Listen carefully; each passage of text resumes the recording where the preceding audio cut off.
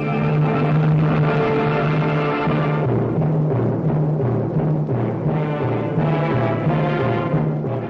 commentator is Basil Rysdale.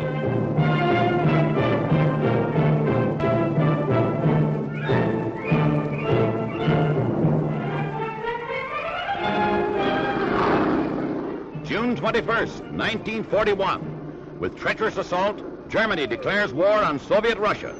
Even before Hitler's proclamation had been spoken, Nazi bombers were taking toll of hundreds of innocents and untold numbers of homes and buildings. Moscow in 3 weeks was Hitler's promise to his then weary people, but he did not know the Russians.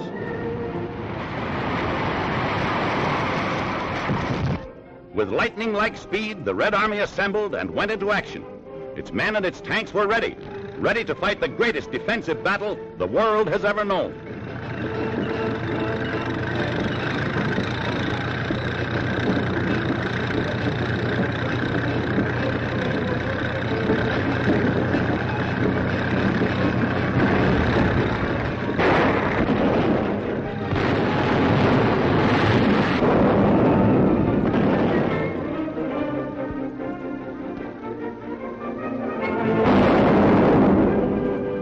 Experts held little hope for Russia's resistance, but the Soviet answered with guns and prisoners. Prisoners amazed at the Red Army fury.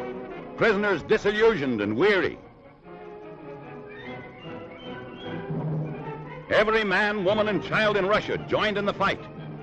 In the Urals, women manned the munition factory machines, doing the work of their men who had left to face the foe. And they looked ahead, for Russian winters are bitter, and troops must keep on the move. Skis were cut, shaped, and made ready. Tanks reconditioned for more duty.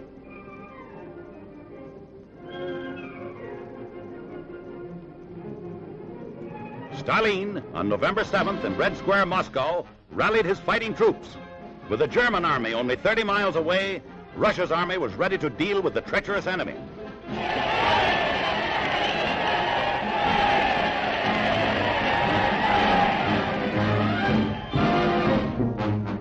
From Red Square to the battlefront, that was the order of the day.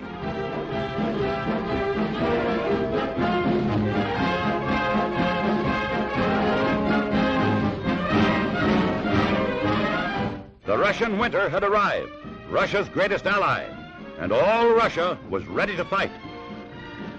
The Germans had been stopped and hurled back. They had lost their first great battles of the war. Skillful Russian gunnery and unending vigilance had stymied the German blitz.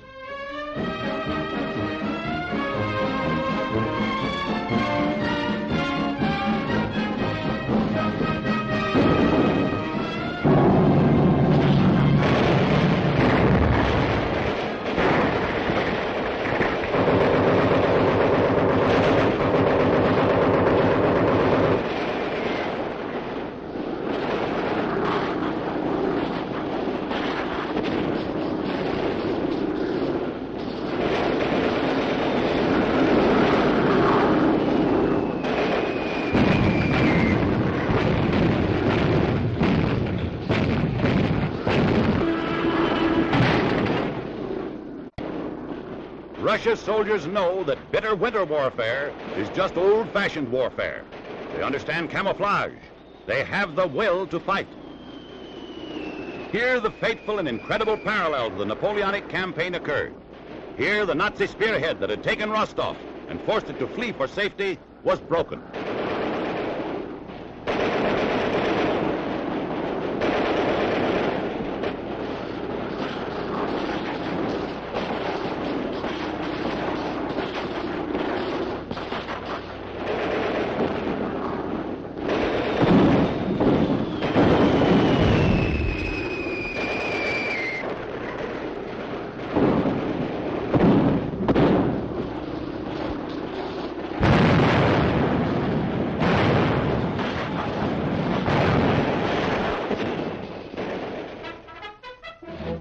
Under cover of Russia's heavy artillery, the cavalry goes into action. With each new Nazi gain, the Russians push them back, relentlessly, irresistibly. The indomitable Soviet cavalry fighters harass the enemy everywhere.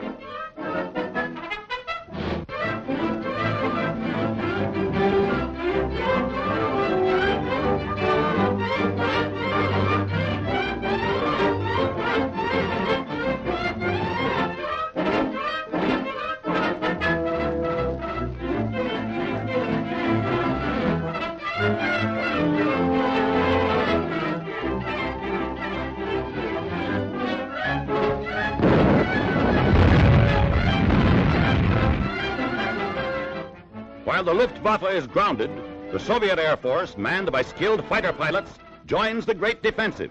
Men trained to fight to the last. Men who can stand the bitter winds and biting cold. Soviet airmen, skilled and fearless, ready and willing to give their all to knock out the enemy.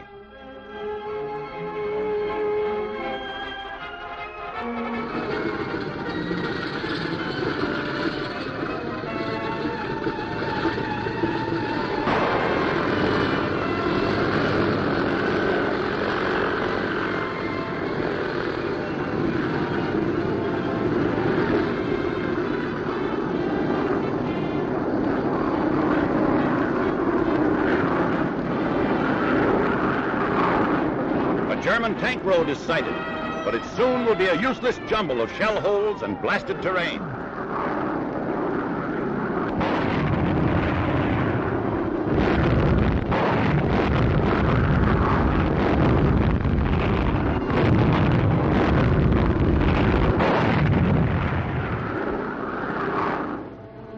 Now, before an electrified world, Russia in full fury launches its offensive. The retreating Nazis are wounded, harassed, and scattered over a 1,000-mile front. Despite the Arctic cold, the Red Army employs its great 52-ton assault tanks. Each monster mounting in its turret a heavy 4-inch gun, a machine gun, and smaller arms. This offensive was not according to the Nazi plan. Russia was prepared to meet the threat and tear it to beaten bits.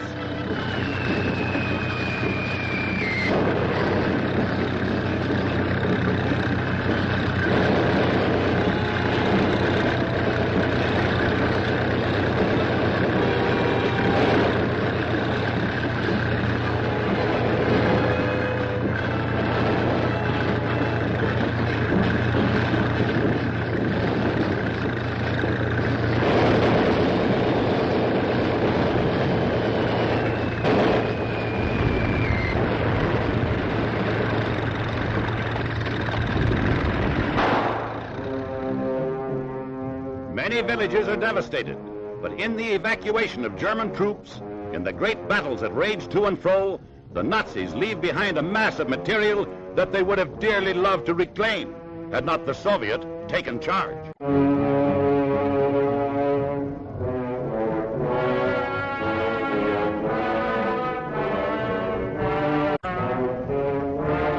Prisoners, ill-clad for 30 degrees below zero, hungry, frozen. Hitler's dream of winter in Moscow is smashed.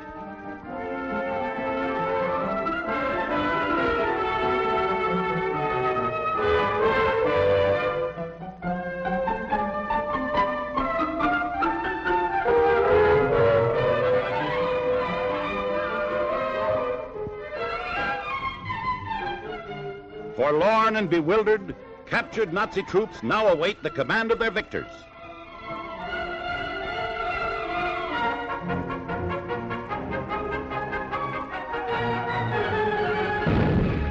The battle will go on, and history must record that the Nazis' first defeat came when Russia stopped Hitler in the winter of 1941.